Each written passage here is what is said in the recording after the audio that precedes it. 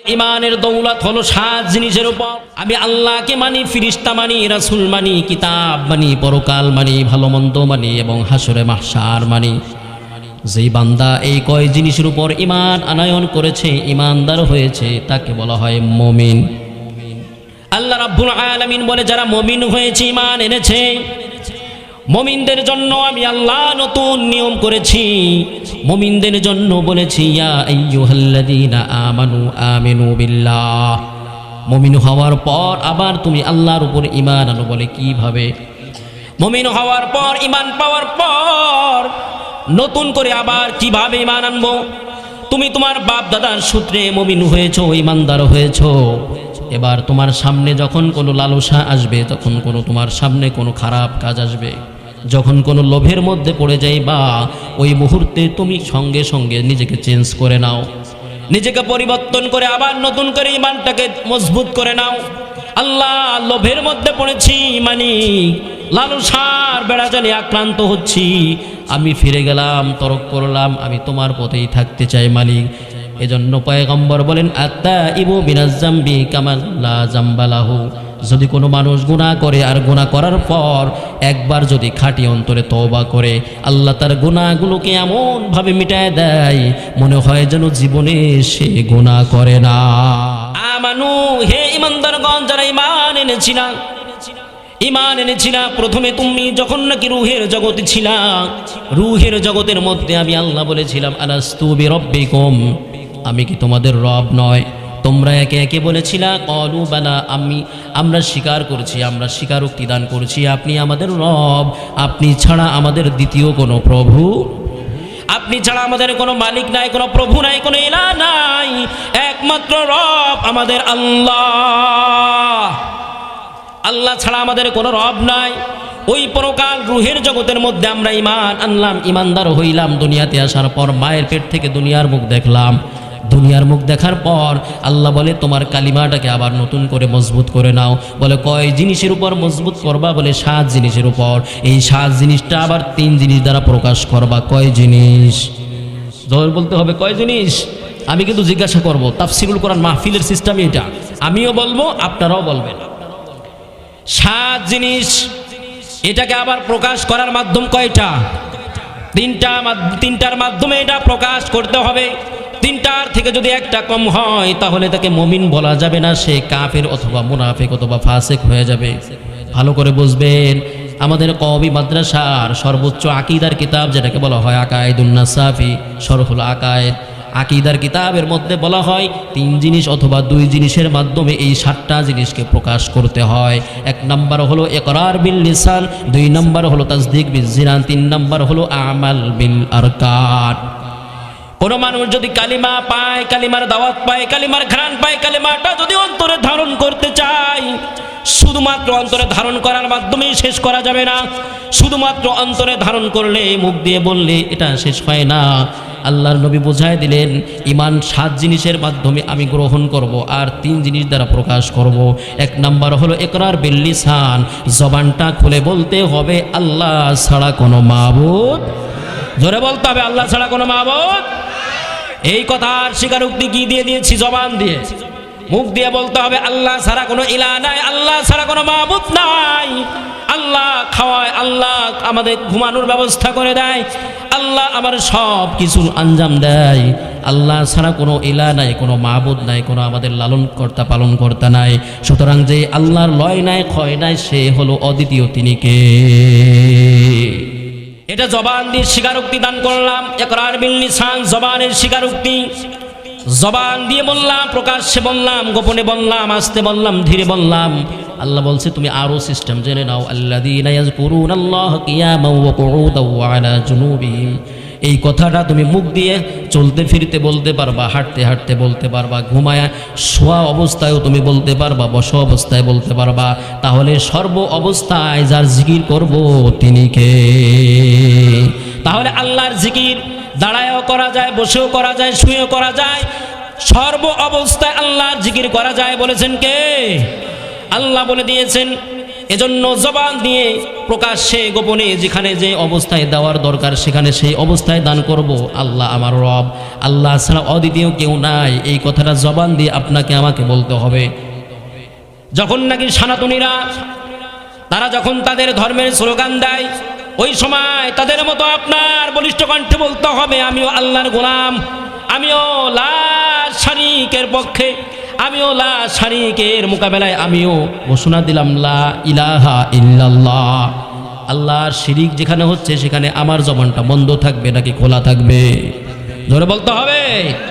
যেখানে আল্লাহর বিরুদ্ধে কথা হয়, আল্লাহর বিরুদ্ধে শিরিক করা হয়, ওইখানে আমার জবান বন্ধ থাকবে না। আল্লাহ বলছেন ওইখানে তোমার জবানটা খুলে তুমিও বলবা লা ইলাহা ইল্লাল্লাহু মুহাম্মাদুর রাসূলুল্লাহ। আজকে গ্রামে গঞ্জে হাটে বাজারে পাড়া মহল্লায় সংগ্রামের ময়দান, মেলার ময়দান, সংসদ ভবন সহ দেশের বিভিন্ন জায়গায় খোদার ইঞ্চি ইঞ্চি জমিনের মধ্যে আল্লাহর বিরুদ্ধে শিরিক আছে নাকি নাই? যেখানে আল্লাহর বিরুদ্ধে শিরিক আছে ওইখানে আমার জবান খোলা থাকবে, ঠিক কিনা?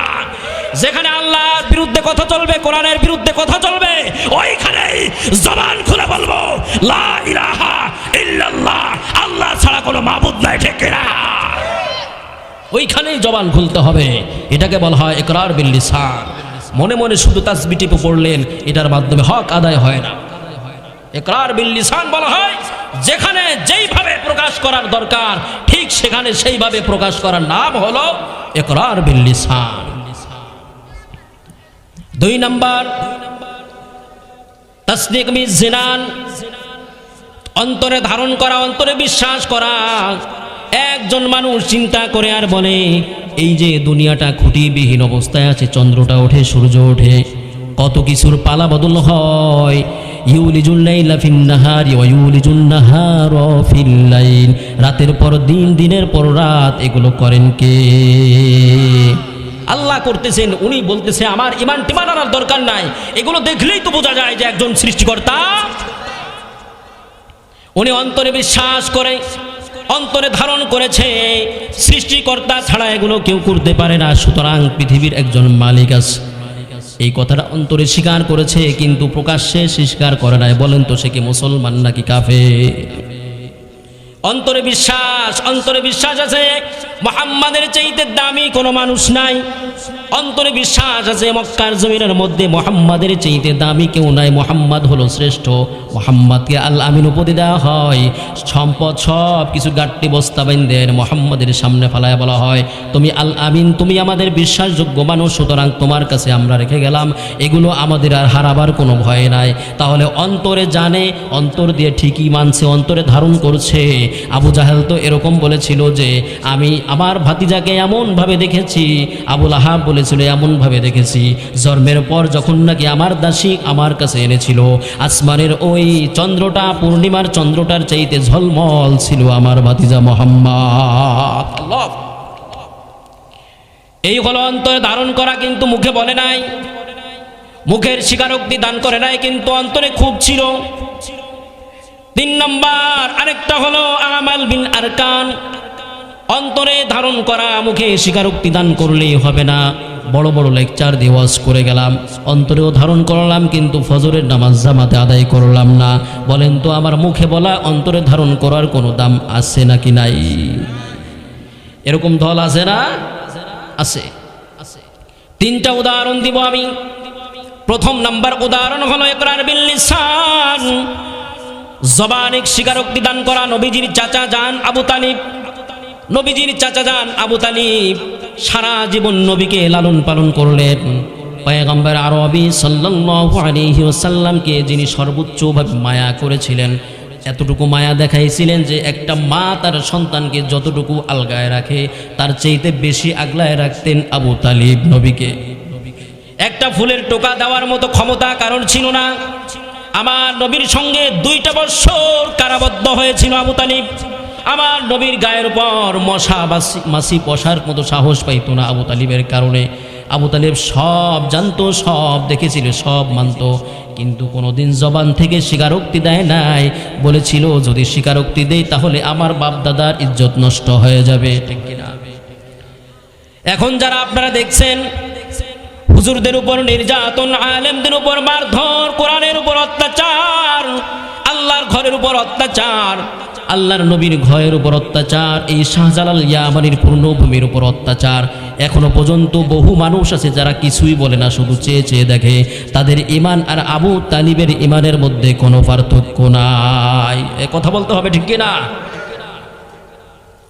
সব জানে, সব মানে, কিন্তু জবান খুলে বলে নাই।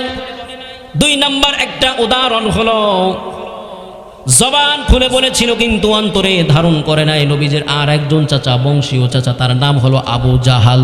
কি নাম? প্রথম যার নাম বললাম তিনি আবু তালিব, নবীজির আপন চাচা।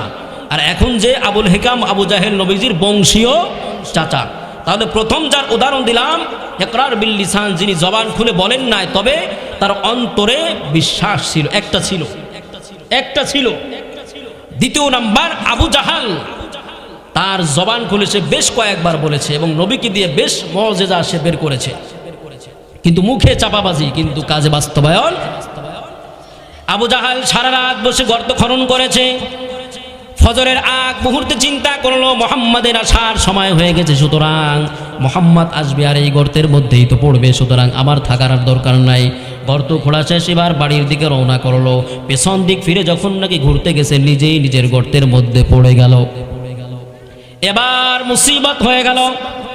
অন্ধকারাচ্ছন্ন সবাই, মানুষের কোনো গন্ধ নাই। আবু জাহাল গর্তের মধ্যে একাকী পড়ে আছে, আর মানুষগুলো চারপাশ দিয়ে হেঁটে হেঁটে মসজিদে নববীর মধ্যে যায় নামাজ আদায় করলো। একটু ভোর যখন হয়ে গেল, মানুষগুলো আবার ফিরে আসতেছে। তাকায় দেখে মক্কার বড় লিডার এবং সবার চাইতে জ্ঞানী মানুষটা ওই গর্তের মধ্যে পড়ে আছে। হয় না এরকম? রাতের অন্ধকারে ইঁদুর, চিকা গর্তের মধ্যে পড়ে থাকে, সকালবেলা আমরা যে দেখি আর দেখে মজা করি যে বেশি মাস্তানি করছো এই জন্য পড়ে গেছো। হয় না এরকম? আবু জাহাল চিকার মতো পড়ে আছে, অর্ধেক পানির মধ্যে আর অর্ধেক জাগ্রত অবস্থায়। এবার সব মানুষগুলো হাত দেয়, বলে নেতা আমার হাত ধরেন। যত হাত দেওয়া হয় তত নেতা নিচের দিকে নামতে থাকে।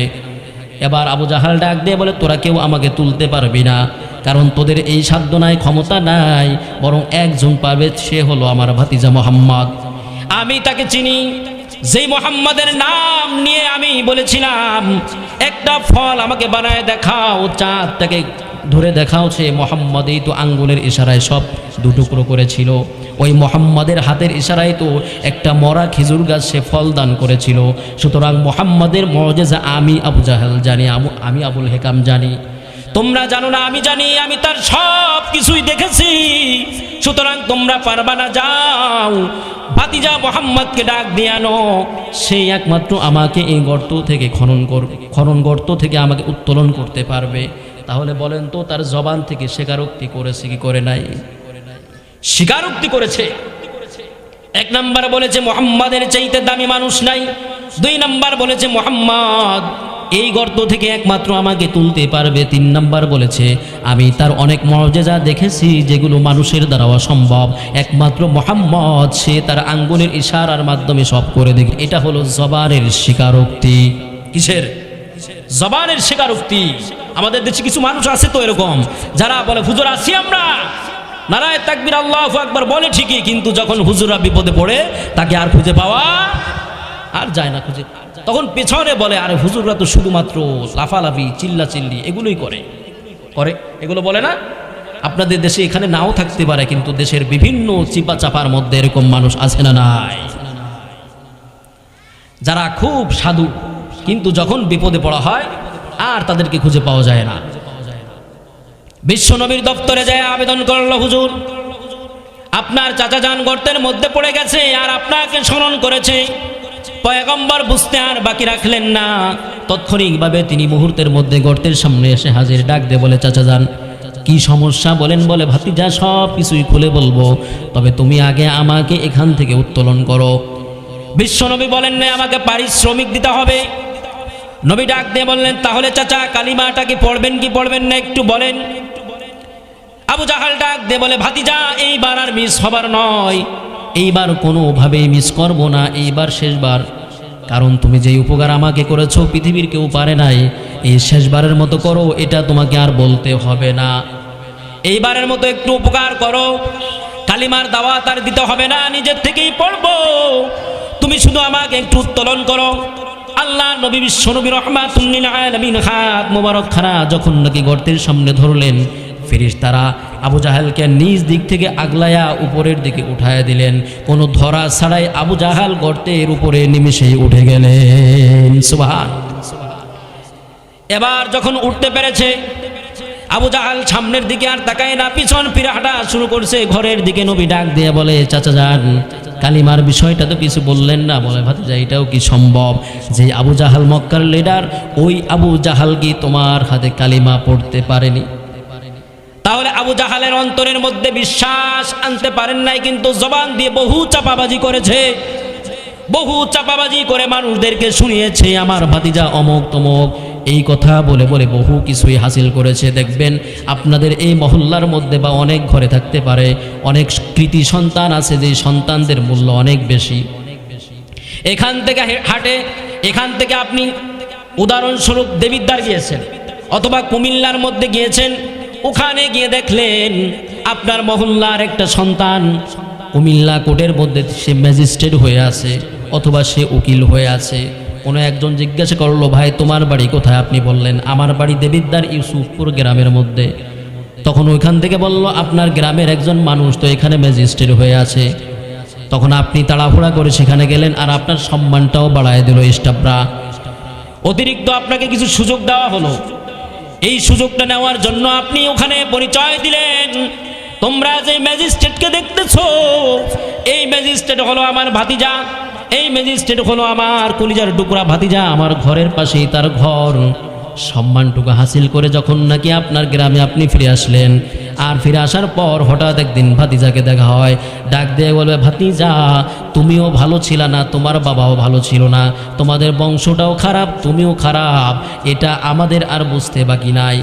সমাজের মধ্যে আসলে, এলাকার মধ্যে আসলে কোনো দাম নাই, মূল্য নাই, কিন্তু নিজের ফায়দা হাসিল করার জন্য কুমিল্লা কোর্টে যখন ঠেকছিল তখন ঠিকই ভাতিজাকে কলিজার টুকরো বলেছিল, ঠিক কিনা? এমন মুনাফিক আছে না? আপনার সমাজের মধ্যে একজন আলেম হয়েছে, বছরের পর বছর পড়ে, যুগ যুগ পড়ে মাদ্রাসায় নিজের জীবনটা বিসর্জন দিয়ে আলেম হয়েছে।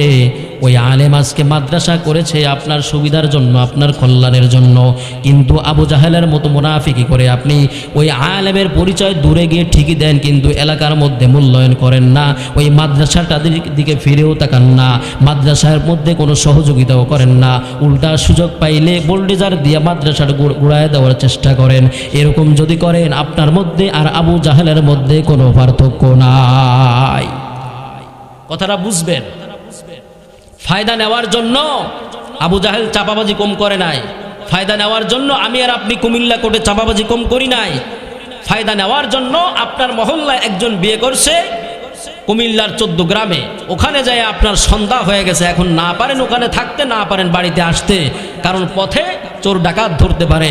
এখন চিন্তা করে যে এই দেখি তো এখানে আমাদের এলাকা থেকে কেউ বিয়ে করছে, এমন কেউ আছে কিনা। হঠাৎ করে মনে পড়লো যে অমুকে তো এই এলাকায় বিয়ে করেছে, যায় তার শ্বশুর বাড়ি, যে বলছে ভাই আমি তো অমুকের আত্মীয়, অমুকের এলাকার শ্বশুর বাড়ির মানুষ, তারা কি আর অবুঝ, তারা কখনোই বিদায় দিবে না, বরং তারা তাকে আদর আপ্যায়ন করবে, বরং মুরগা একটা জবাই করে খাওয়ায় আপ্যায়ন করে সকালবেলা ভাড়ার টাকা দিয়ে তারপর বাড়িতে পাঠাবে, ঠিক কিনা? এই যে খাওয়াইলো, এই যে আপ্যায়ন করলো, সকালবেলা খাইয়া আইসা এমন নয় যে যে মেয়েটা বিয়ে দিয়েছে আপনার মহল্লায় তার জন্য 1 কেজি কুমিল্লার চমচম কি নিয়ে আসছেন বা কিছু হাদিয়া নিয়ে আসছেন, এরকম না, বরং এলাকার মধ্যে এসে বলবে অমুকের বউয়ের বাড়ি গিয়েছিলাম, তার শ্বশুর বাড়িতে গিয়েছিলাম, ভাঙ্গা ঘর, থাকার জায়গা ভালো না, গরিব। এরকম মুনাফিক আছে না সমাজের মধ্যে? আছে না নাই? এরকম মুনাফিক আছে। আবু জাহাল ডাক দিয়ে বলো, ভাতিজা যা তুমি আবদার করেছো, এই আবদার রাখার মতো নয়, সুতরাং কালিমাটা আমার দ্বারা পড়া সম্ভব না।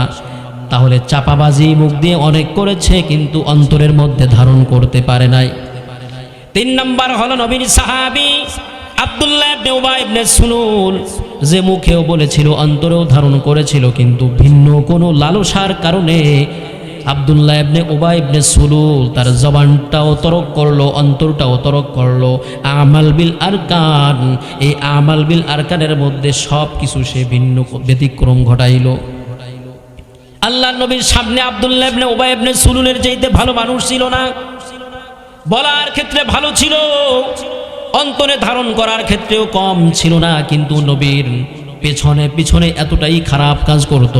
যেরকম আজকে আমরা মসজিদে গেলে ভালো মানুষ, ওয়াজ মাহফিলের প্যান্ডেলের মধ্যেও ভালো মানুষ, মাদ্রাসার মধ্যেও ভালো মানুষ, ভোটের মঞ্চেও ভালো মানুষ, সবখানেই ভালো মানুষ।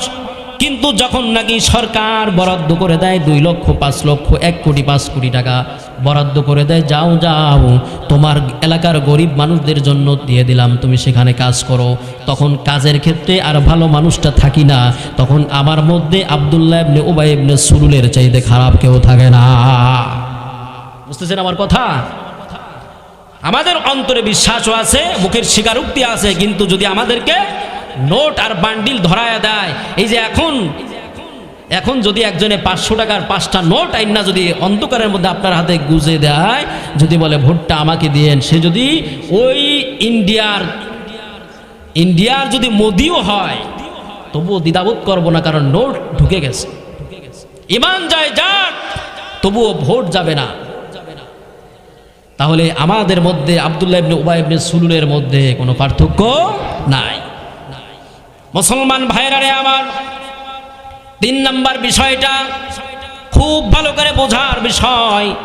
আমাদের প্রত্যেকটা পাড়া মহল্লার মধ্যে প্রত্যেকটা পরতে পরতে মসজিদ আছে, মাদ্রাসা আছে, আলেম আছে, ওলামা আছে, সব কিছুই ভরপুর, ঘরে ঘরে কোরআন আছে।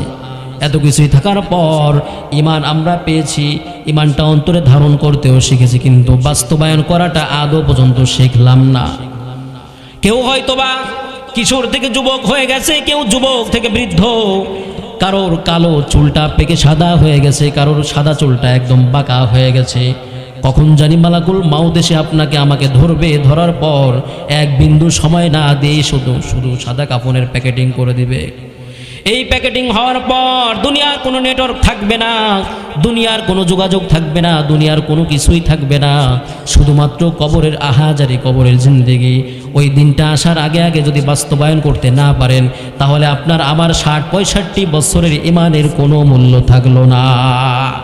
শুধু একটা বোঝা বহন করছি, একটা বোঝা ছিল, এছাড়া আর কিছুই না।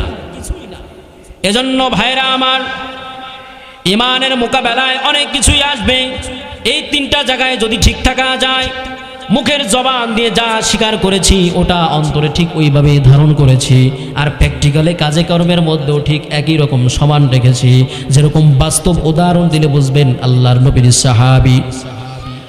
নবীর সাহাবী হযরত বেলাল রাদিয়াল্লাহু তাআলা আনহু, নবীর দূর থেকে নবীর নাম শুনেছে, নবীর নাম শুনে নবীর নামের প্রেমে মুগ্ধ হয়েছে, আল্লাহর কালিমা শুনেছে, কালিমার প্রেমে মুগ্ধ হয়ে গেছে। দূর থেকে নবীকে দেখেও নাই, একজন কাট্টা কাফিরের ঘরে দাস হিসেবে তিনি ছিলেন। তখন মক্কার সবচাইতে ভয়ঙ্কর কাফির ছিল। ওই সময়ের মধ্যে সবচেয়ে ভয়ঙ্কর কাফির ছিল উমাইয়া ইবনে খলফ, যে মানুষদেরকে শাস্তি দেওয়ার মধ্যে সবচেয়ে বড় কারিগর ছিল। ওই উমাইয়া ইবনে খলফের ঘরের মধ্যেই তিনি দাস হিসেবে ছিলেন। তার নাম হলো হযরত বেলাল। পয়গম্বরের সাহাবী হযরত বেলাল রাদিয়াল্লাহু তাআলা আনহু দূর থেকেই মুহাম্মদের নাম শুনলেন। বিশ্ব নবীর নাম শোনার পর নামের প্রেমে পড়ে গেলেন। নবীজির নাম শুনে প্রেমে মুগ্ধ হয়ে গেলেন, আল্লাহর কালিমাটা শুনেও মুগ্ধ হয়ে গেলেন। এবার বেলাল চিন্তা করে, যেই কালিমাটা শুনলাম এই কালিমাটা একটু ধারণ করে দেখি মজা আসেনি। এই মজা টেস্ট করার জন্য বেলাল আল্লাহর নামের জিকির করতেন, আল্লাহর নামের জিকির করতেন। জিকির করে দেখলেন এত মজা পাওয়া যায়, এত ভালো লাগে, এত আনন্দ লাগে, যেই মজা আর আনন্দ দুনিয়ার কোনো কিছুর মধ্যে পাওয়া যায় না। বেলাল চিন্তা করলো, শুধু জিকিরের মধ্যে যদি এত মজা পাওয়া যায়, তাহলে জীবনের বিনিময়ে হলেও আমি এই কালিমা ধরে রাখব। জবান দিয়ে স্বীকার করেছে, অন্তরে ধারণ করেছে। এবার কাজে প্র্যাকটিক্যালে কিভাবে দেখায়? একদিন দুদিন তিন দিন পর উমাইয়া ইবনে খলফ খবর পেয়ে গেল তার ঘরের মধ্যে বেলাল দাস হিসেবে আছে। আমার নিজের দাসটাই আজকে আমার গোলামি ছেড়ে আল্লাহর গোলামি শুরু করছে। উমাইয়া ইবনে খলফ ডাক দিয়ে বলে, বেলাল রে, তুমি কি আমাকে চিনুনি? বলে, হ্যাঁ চিনি। বলে, আমি কে? বলে, আপনি আমার মনিব। বলে, আমি যদি মনিব হয় তাহলে তুমি আল্লাহর ইবাদত গোলামি কেন করো? সে কে? বলে, সে হলো আমারও মনিব, আপনারও মনিব, এই জাহানের সবার মালিক আল্লাহ। তিনি আমার একার নয়, আপনার নয়, জাহানের সবার মালিক, তার সঙ্গে কোনো তুলনা নাই। তিনি হাইয়ুন কাইয়ুম, যার কোনো লয় নাই, কোনো ক্ষয় নাই, তিনি এমন মালিক, তিনি হলেন আল্লাহ। বরং আমি একা নয়, আপনিও আমার সঙ্গে কালিমা পড়ে হাত ধরে মুসলমান হয়ে যান, বরং আপনার জন্য আল্লাহর জান্নাতের 8টি দরজা রেডি হয়ে আছে। উমাইয়া ইবনে খলফের মেজাজ গরম হয়ে গেল। আমি বলি কি আর ও আমার শোনায় কি? আমি বললাম যে আমার গোলামি বাদ দিয়ে বেটা তুই আর একজনের গোলামি কেন করলি? আমাদের সমাজে আছে না, ইমাম সাহেব মসজিদে ইমামতি করে, আপনার সমাজের মহল্লার মধ্যে হতে পারে আপনি নৌকা করেন, ধান করেন, ভালো কথা, এজন্য 5,000 টাকা বেতন দিয়ে আপনি আলেমের মাথা কিনে ফেলেছেন। আপনার মসজিদে চাকরি করে বলতে আপনার গোলাম না, আপনার মসজিদের ইমাম আপনার গোলাম নয়, বরং ওই ইমাম আল্লাহর গোলাম, ঠিক কিনা? মসজিদে চাকরি করে বিধায় আপনি যেই দল করেন সেই দলের গোলামি করতে হবে, এরকমটা নয়। যারা মসজিদের ইমামকে নিজের গোলাম মনে করে, এই শতাব্দীর মধ্যে তাদেরকে মেসেজ দিয়ে যায়, এটা সেই শতাব্দী যেই শতাব্দীর মধ্যে খেলাফত কায়েম হবে, এটা সেই শতাব্দী যেই শতাব্দীর মধ্যে শাহজালালের সন্তানেরা আবারও নাঙ্গা তরবারি নিয়ে এই জমিনের ফ্যাসিস্টদের কবর রচনা করবে, ঠিক কিনা?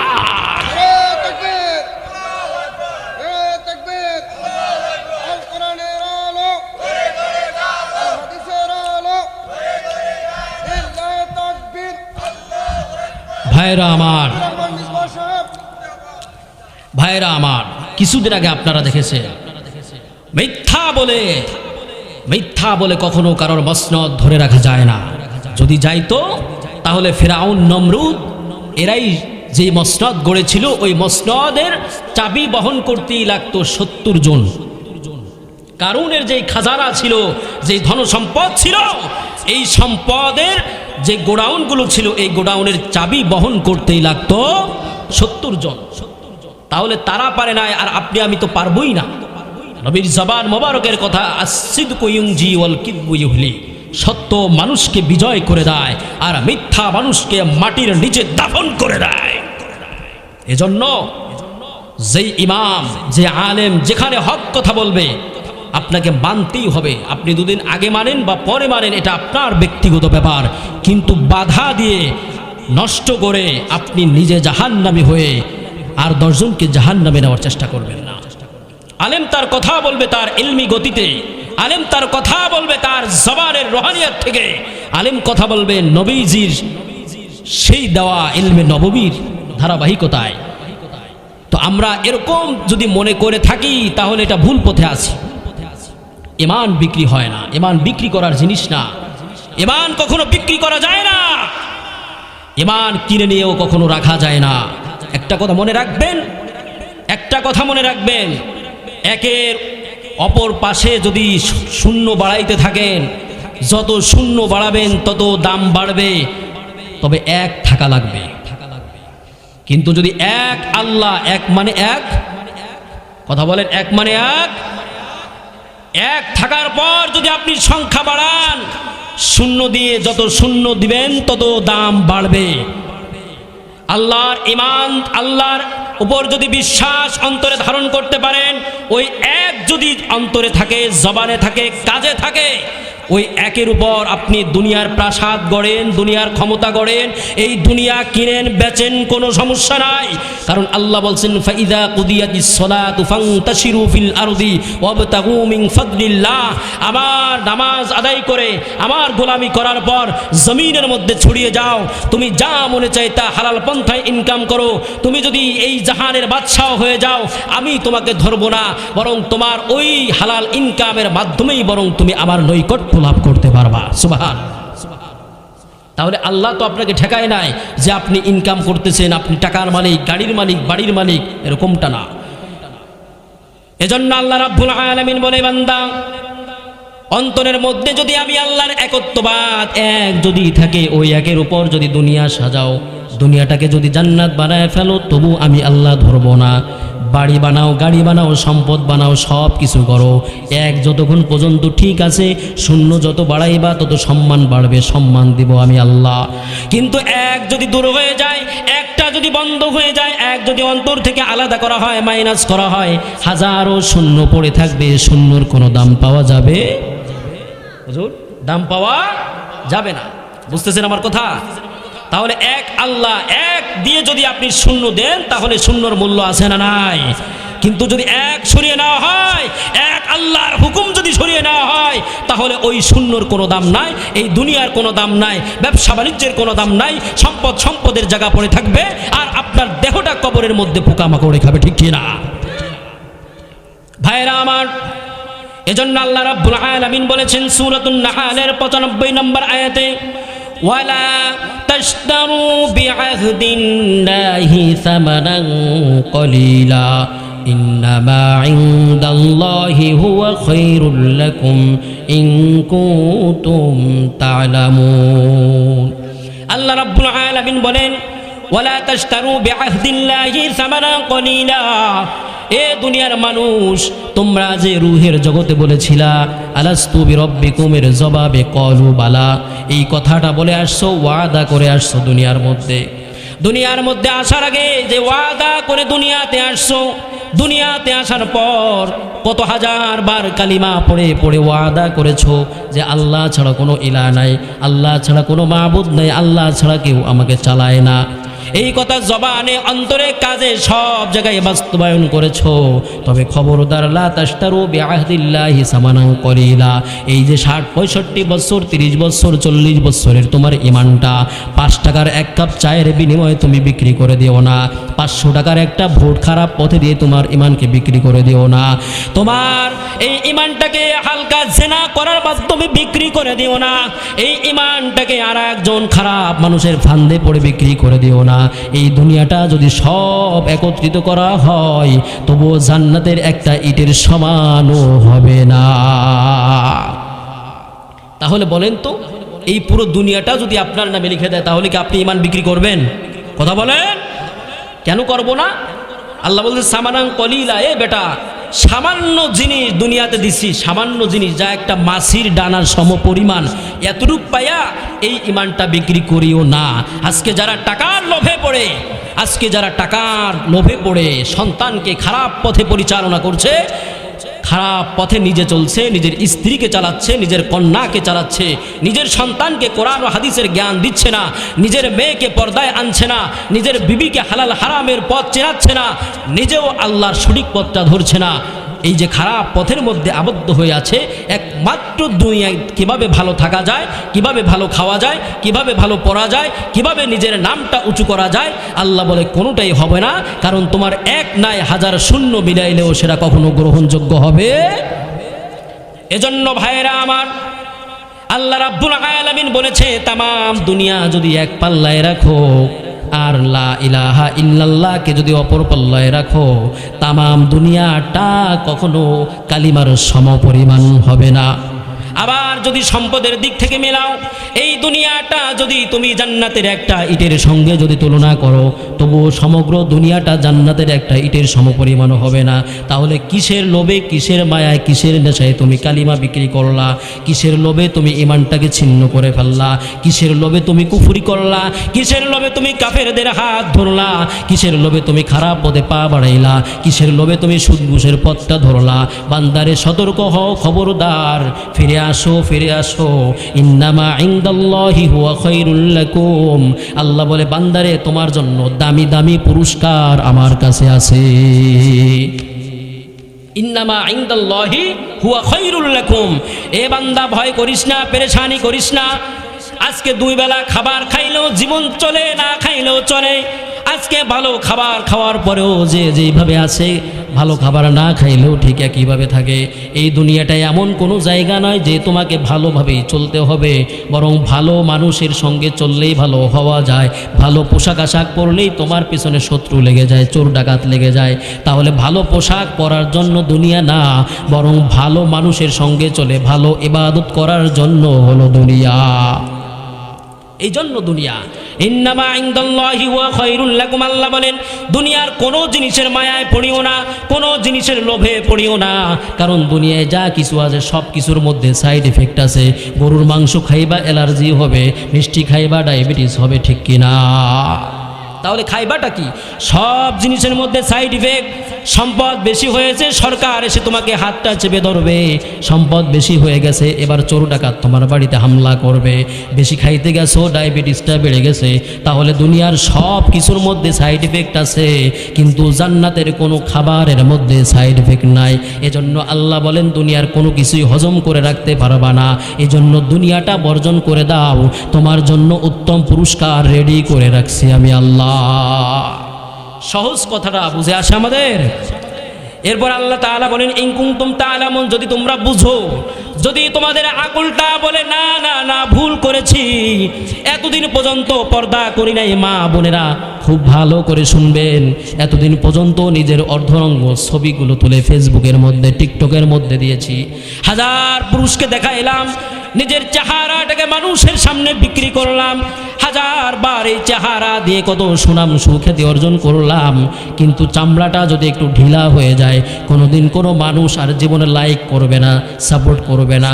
ওই দিন তো আমি বড় অসহায়। এই জন্য আজকে থেকেই শপথ করে নাও, এই দুনিয়ার কোনো কিছুই হজম করে রাখার নয়, সুতরাং দুনিয়াটাকেই আমার কোনো দরকার নাই।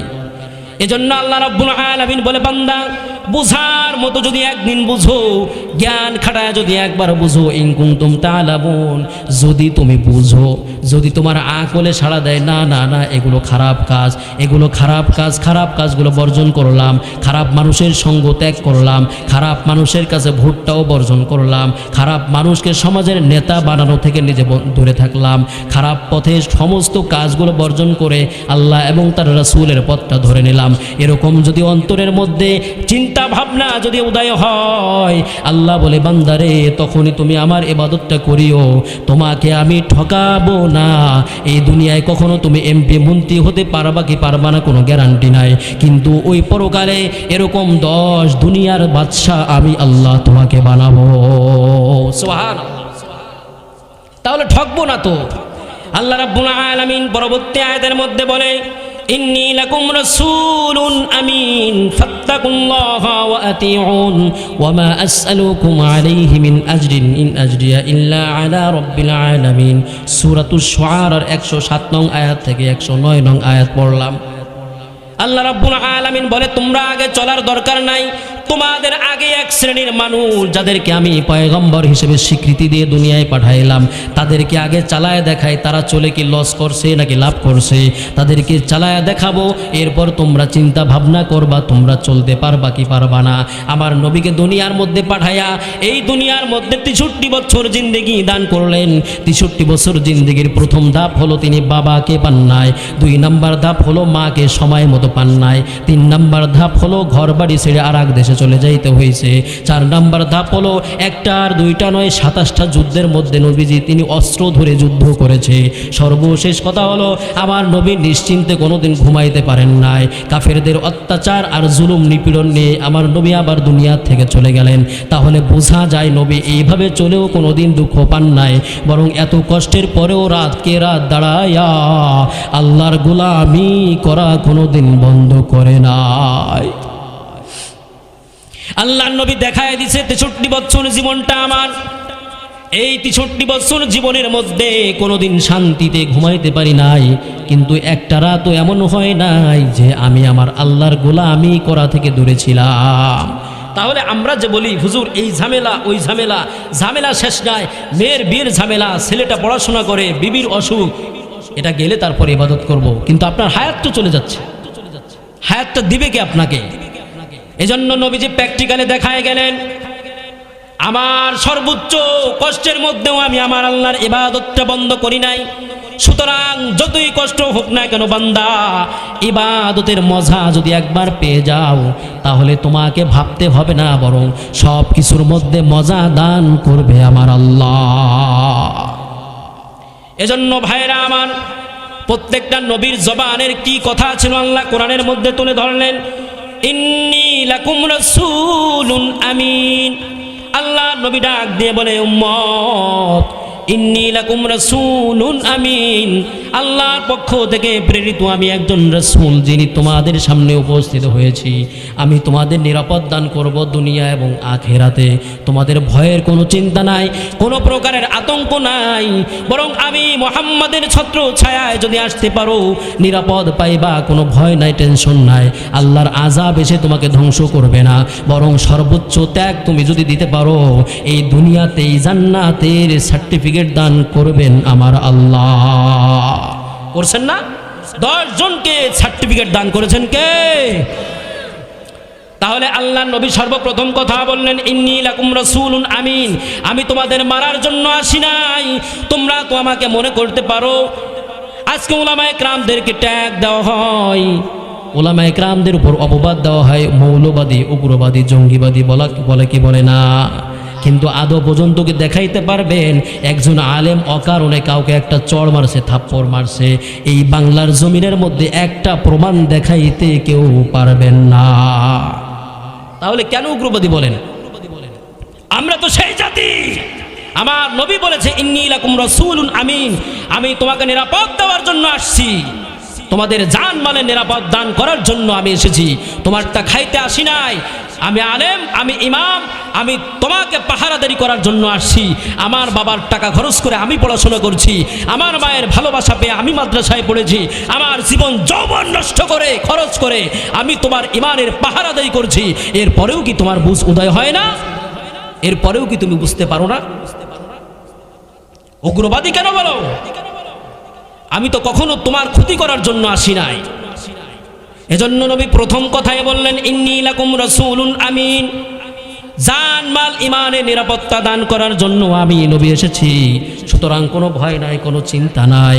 দ্বিতীয় নম্বর কথা বললেন, ফাত্তাকুল্লাহা ওয়া আতিউন, সুতরাং তোমাদের কাজ হলো তোমরা আল্লাহকে ভয় করো, আমাকে ভয় করার দরকার নাই, আমাকে ভয় করার দরকার না। আমি বাঘ না, ভাল্লুক না, আল্লাহকে ভয় করো। ফাত্তাকুল্লাহা ওয়া আতিউন, এবং আল্লাহ এবং তার রাসূলের অনুগত্য করো। আমি যে পথে যাব, যে পথটা দিয়ে আমি যাব, তোমরা শুধু ওই পথটা অনুসরণ করবা, বাস এতটুকুই। আর আল্লাহকে ভয় করো। ওয়ামা আসআলুকুম আলাইহি মিন আজরিন, এই যে আমি তোমাদের রাহাজারি করব, তোমাদের দায়িত্ব পালন করব, তোমাদেরকে পথ চিনাবো, তোমাদেরকে জান্নাত চিনাবো, এর বিনিময় আমি কোনোদিন তোমাদের থেকে বলবো না যে আমাকে 2 টাকা ঘুষ দাও, আমাকে সুদ দাও। কোনোদিন তোমাদের কাছে হাত পাতবো না, টাকাও নিব না, চান্দাও আদায় করব না। ওয়ামা আসআলুকুম আলাইহি মিন আজরিন ইন আজরিয়া ইল্লা আলা রাব্বিল আলামিন। আজকে উলামায়ে কেরাম আপনাদেরকে দিনের রাস্তা চেনায়, পথ দেখায়, কাজ দেখায়, যা কিছুই দেখায়, কোনো টাকার জন্য না। যদি টাকার ইনকামের প্রয়োজন হতো, ব্যবসার প্রয়োজন হতো, আল্লাহ যে মেধা দান করেছে, এই মেধা খরচ করে এই বাংলার অর্ধেকটার মালিক হয়ে যাওয়া কোনো কষ্টদয় ছিল না, কঠিন কোনো কিছু ছিল না। যে মেধা খরচ করে আল্লাহর কোরআন পড়তে শিখেছি, ওই মেধা খরচ করে যদি চাইতাম যে দুনিয়া দরকার, বাতিলদের সঙ্গে শুধু একবার হাত মিলাইলে এই অর্ধ বাংলা আমাদের নামেই চলে আসতো। কিন্তু উলামায়ে কেরাম নবীর পথ অনুসরণ করে আপনাদেরকে পথ দেখায়। নবী বলেছেন, মক্কার মানুষেরা রে, কোনোদিন তোমরা আমাকে চান্দার ট্যাক্স দিতে হবে না। ওয়ামা আসআলুকুম আলাইহি মিন আজরিন, আল্লাহর গোলামি আমি করি, তোমরাও করবা। কষ্ট করে করে আমি না খেয়ে নিজের যাদেরকে পথ চেনাবো, এর বিনিময়ে কোনো খাজনা ট্যাক্স আমাকে দিতে হবে না। ওয়ামা আসআলুকুম আলাইহি মিন আজরিন ইন আজরিয়া ইল্লা আলা রাব্বিল আলামিন, বরং এইটার প্রতিদান হলো আমার আল্লাহ হাসরের ময়দানে সবার সামনেই দান করবে। সুবহানাল্লাহ। তাহলে আজকে উলামায়ে কেরাম কোন আশায়, কোন নেশায় এই কাজ করে? আল্লাহর নবীর সেই পথ, যারা এই নবীর পথ অনুসরণ করে এই কাজগুলো করবে, আপনার মুখে যদি দাড়ি নাও থাকে, আপনি যদি সাধারণ একজন মানুষও হন, ঠেলাওয়ালা কামলাওয়ালা যদি হন, ওই রিক্সাওয়ালাও যদি হন, তবু আপনি আমার চাইতেও দামি হবেন একটা কাজের বিনিময়। আমার চাইতে একজন ঠেলাওয়ালা রিক্সাওয়ালা দামি হবে একটা কাজের বিনিময়, যদি তার জবানটা, যদি তার দিলটা, যদি তার কাজটা এরকম হয় যে আমি একমাত্র আল্লাহর গোলাম, আর সেই গোলামি নিজে করি এবং আর একজনকে গোলামের পথ দেখায়। আপনাকে এই সনদটুকু আমি দিয়ে গেলাম, আল্লাহর কোরআনের এই 3টা আয়াতের উপর যদি আমল করে আপনিও যদি নিজে আমল করেন আর একজনকে পথ দেখাইতে পারেন, আল্লাহর কসম আমি আলেম হতে পারি, হাফেজ হতে পারি, মুফতি হতে পারি, আমার এই জবান দিয়ে বলছি আমার আগে আপনারও জান্নাতে যাওয়ার সম্ভাবনা বেশি। কারণ আমার অনেক হিসাব আছে, আপনার হিসাবের কাঠগড়া কম। যদি ঠিক মতো আমল করতে পারেন, যদি কাজে লাগাইতে পারেন, সাধারণ মানুষ হতে পারেন, কিন্তু আপনার জান্নাত আর আমলটা সাধারণ না, এই আমলটা সাধারণ না। হযরত বেলাল রাদিয়াল্লাহু তাআলা আনহু উমাইয়া ইবনে খলফকে ডাক দিয়ে বলে, যে আল্লাহর গোলামি আমি করি তুমিও করো, তাহলে মজা পাইবা, একটু করে দেখাও, একটু করে টেস্ট করে দেখো মজা আছে না নাই। উমাইয়া ইবনে খলফ ডাক দিয়ে বলে, বেলাল যাও, চিন্তা ভাবনা ছিল তোকে বুঝায় শোনায় মাফ করে দেব, কিন্তু বেশি বাড়াবাড়ি করছো, এখন আর মাফটা হবে না, সোজা আয়না ঘর বানায়া তোরে গুম করে শেষ করে দেব, ঠিক কিনা? আলেমদেরকে বলছিল মাঝে মধ্যে, হুজুর থাইমা যান, বন্ধ করেন। আল্লামা সাইদি, কলিজার টুকরা আল্লামা সাইদি রহমতুল্লাহ আলাই, যাকে একবার দুবার হাজার বার বলছিল আপনার জবান বন্ধ করেন, আপনার জবান বন্ধ করেন, আপনার জবানের বিনিময়ে কি চান? এই বাংলা চান, এই বাংলা দেওয়া হবে, মসনদ চান, মসনদ দেওয়া হবে, মন্ত্রিত্ব চান, সেটাও দেওয়া হবে, কিন্তু কোরআনের তাফসীর বন্ধ করবেন না।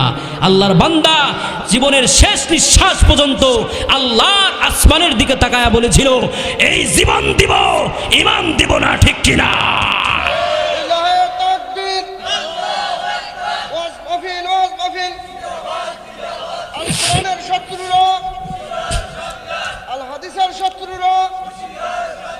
ভাইরা আমার, আল্লামা সাইদি রহমতুল্লাহ আলাই তার জবান দিয়ে যে তাফসীর, যে আলোচনাগুলো এখনো রেখে গেছেন, এখনো বালিশের উপর মাথা রেখে কানের পাশে ওই ট্যাপ রেকর্ডারটা ছেড়ে শুনবেন, দেখবেন কোরআনের নূর কিভাবে ঝলমল করে। তাকে বলা হয়েছিল আপনার জবান বন্ধ করেন, আপনার জবানটা বন্ধ করে দেন, বিনিময়ে কি চান তা দেওয়া হবে। বলেছিল না, জীবন দিব, পিঠের চামড়া দিব, রক্ত দিব, মাংস দেব, কিন্তু আমার কলবের 1 ইঞ্চি জায়গার মধ্যে যে ঈমান নামক দৌলতটা ঢুকাইছি, ওই ঈমান দিতে পারবো না। বেলালকে ডাক দিয়ে বলা হয়, বেলাল তোমার পদ পদবী আরো বাড়ায় দেওয়া হবে, প্রয়োজনে গোলাম থেকে তোমাকে আজাদ করে দেওয়া হবে, কি চাও বলো, বরং এই পথ ছেড়ে দিয়ে তুমি সঠিক পথটা ধরো। উমাইয়া ইবনে খলফ যত বোঝানোর চেষ্টা করে, বেলাল তত গরম হয়, কারণ যে আল্লাহর গোলামি আমি করি, যে আল্লাহর প্রেমে আমি লড়াচড়া করি, ওই আল্লাহর বিরুদ্ধে বললেও মেজাজ ঠান্ডা না গরম হয়। কিন্তু আমাদের সামনে যখন আল্লাহকে গালি দেয়, আমাদের সামনে যখন নবীকে গালি দেয়, তখন কিছু ইমানদার আছে যারা বালিশে মাথা লাগায়া ঘুমায়, ঠিক কিনা? কেমন ইমান ভাই, এটা কেমন ইমান?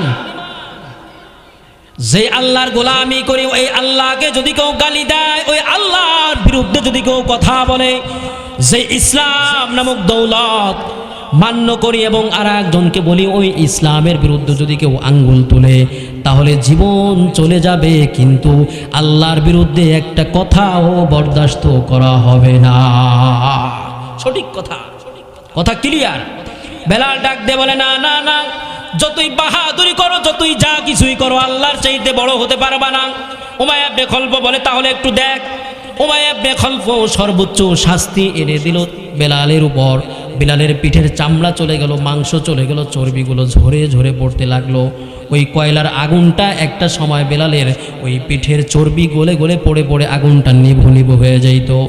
হযরত আবু বকর সিদ্দিক রাদিয়াল্লাহু তাআলা আনহু একদিন হঠাৎ করে চোখে পড়ল আর ডাক দিয়ে বলে, বেলাল, একটু যদি তোমার জবানটা নত করো তাহলে হয় তোমার শাস্তিটা একটু কম পাইবা। বলে, না না, যত জোরে জোরে আমি আল্লাহর গোলামি করি তত মজাটাও বেশি পাওয়া যায়, সুতরাং আমাকে দমানোর কোনো চেষ্টা করিও না।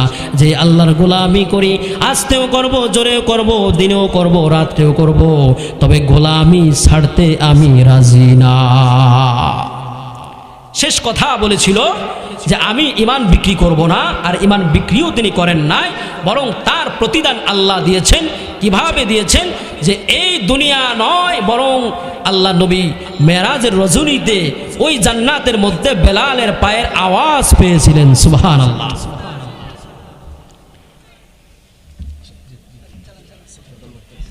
তো এজন্য বেলাল করে দেখিয়েছেন যে আমার প্রতিদান দুনিয়া না, বরং প্রতিদান পাওয়ার জায়গা হচ্ছে পরকাল। পরকালে তিনি প্রতিদান পেয়েছেন। সর্বশেষ আপনাদেরকে মেসেজটুকু দিয়ে শেষ করবো। আমাদের প্রধান আলোচক চলে এসেছেন, ওনাকে বসিয়ে রেখে আমি কথা বলতে পারছি না। হুজুর যদি অনুমতি দেন বলবো। জাযাকাল্লাহ।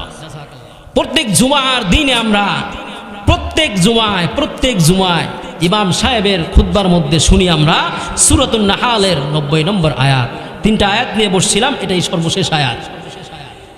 ইমাম সাহেব প্রত্যেক জুমার খুতবার মধ্যে বলেন, ইন্নাল্লাহা ইয়া'মুরু বিল আদলি ওয়াল ইহসানি ওয়া ইতা'i যিল কুরবা ওয়া ইয়ানহা আনিল ফাহশাই ওয়াল মুনকারি ওয়াল বাগই ইয়াইযুকুম লাআল্লাকুম তাযাক্কারুন।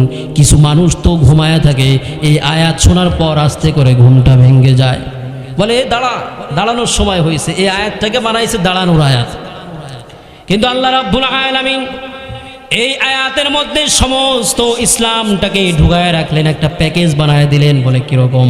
আল্লাহ বলতেছেন 3টা কাজের আদেশ করলাম আর 3টা কাজে নিষেধ করলাম। যেই 3টা কাজে আদেশ করলাম, এই 3টা কাজ যদি তুমি পরিবারের মধ্যে সেটিং করতে পারো, পরিবারের মধ্যে যদি প্রতিষ্ঠিত করতে পারো, পরিবারটা জান্নাত হয়ে যাবে। সমাজে যদি প্রতিষ্ঠিত করতে পারো, সমাজ জান্নাত হয়ে যাবে। দেশের মধ্যে, দেশের পার্লামেন্টের মধ্যে যদি বাস্তবায়ন করতে পারো, এই বাংলাদেশটা সোনার বাংলাদেশ হয়ে যাবে। আল্লাহ বললেন যে ইন্নাল্লাহা ইয়া'মুরু বিল আদলি ওয়াল ইহসানি ওয়া ইতা'i যিল কুরবা। প্রথম নাম্বার কথা হলো ইয়া'মুরু বিল আদলি, ইনসাফ কায়েম করো, ইনসাফের খেলা তৈরি করো, ইনসাফের বিচার কায়েম করো, ইনসাফের পার্লামেন্ট তৈরি করো, ইনসাফের রাজনীতি কায়েম করো, ইনসাফের সব কিছু কায়েম করো। 2 নম্বর হলো ওয়াল ইহসান, মানুষের সঙ্গে সৎ ব্যবহার করো। মানুষ যতটুকু প্রাপ্য তার চাইতে কম দিও না, বরং একটু বাড়ায় দাও। ওয়া ইতা'i যিল কুরবা, আর যারা আত্মীয় স্বজন কাছের মানুষ তাদেরকে ঠকাইবা না। একজন মেম্বার, তার আপনজন হলো ওই মহল্লার মধ্যে যারা আছে তারাই।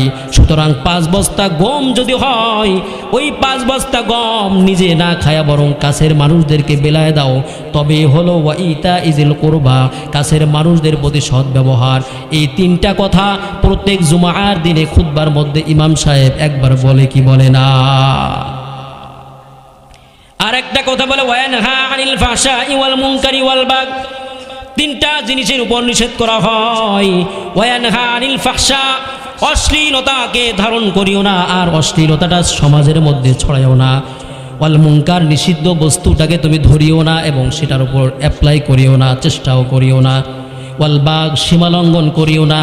যদি সীমা লঙ্ঘন করো তবে অবশ্যই আল্লাহর কাছে পাকড়াও হয়ে যাইবা। 3টা কাজ করবা আর 3টা কাজ ছাড়বা। ইয়াইযুকুম লাআল্লাকুম তাযাক্কারুন, এই শ্রেষ্ঠ ওয়াজটুকু তোমার অন্তরে ধারণ করো, তবে এই সমাজটা হয়ে যাবে স্বর্ণের সমাজ, দেশটা হয়ে যাবে স্বর্ণের দেশ। এই দেশটার মধ্যে শান্তি চাইতে হবে না, বরং শান্তি নিজ দিক থেকেই বপন হয়ে যাবে।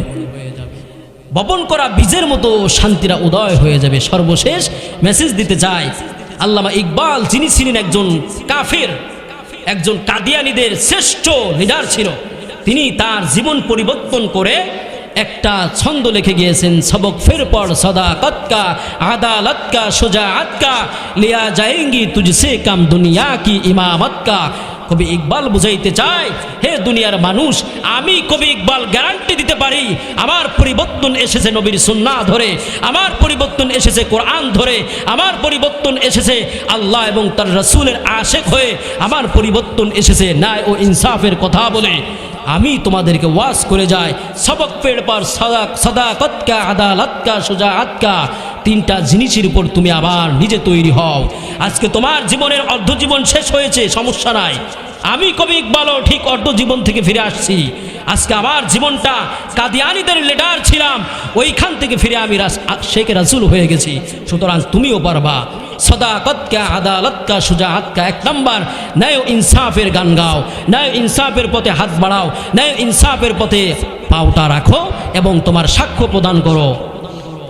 এরপর আদালত কা, শুজাআত কা, তুমি কোন জাতি, তুমি কার সন্তান, কার থেকে দুনিয়া আসছো, তোমার মিল্লাতকে স্পষ্ট কোরআনের মধ্যে আসছে, মিল্লাত ইব্রাহিম, তোমার আমার বাবা হলো, তোমার আমার জাতির পিতা হলো হযরত ইব্রাহিম আলাইহিস সালাম, যিনি আপোষহীন নবী ছিলেন, যার জীবনে কোনো আপোষ ছিল না। বাতিলের মোকাবেলায় যিনি কখনো নিজের রক্ত চক্ষুকে 1 ইঞ্চি পরিমাণ নামান নাই, নিজের জীবনটা সংগ্রাম থেকে কখনো 1 বিন্দু পিছপা করেন নাই। তুমি সেই বাবার সেই সন্তান, সুতরাং তুমি তো ইব্রাহিমের সন্তান, কখনো আপোষ করবা না বাতিলের সামনে। তোমার জবানটা ন্যায় ইনসাফ এবং বাতিলের মোকাবেলায় বজ্রকণ্ঠ করো। লিয়া যায়েঙ্গি তুঝসে কাম দুনিয়া কে ইমামত কা, হতে পারে তোমার মাধ্যমে এই বাকশাল থেকে একটা ইসলামের রাষ্ট্র কায়েম হতে পারে। সুবহানাল্লাহ। এজন্য কারোর দ্বারে গোলামি করে নয়, বরং ন্যায় ইনসাফ এবং সত্যের পথ ধরে আমরা এই দেশটাকে গড়তে চাই, এই দেশের মধ্যে শান্তি বাস্তবায়ন করতে চাই। আল্লাহ তাআলা আমাদের সবাইকে এই পথে পাও বাড়ানোর তৌফিক দান করুন, আমিন। আখির দাওয়ানা আলহামদুলিল্লাহি রাব্বিল আলামিন। আসসালামু আলাইকুম ওয়া রাহমাতুল্লাহি ওয়া বারাকাতুহু।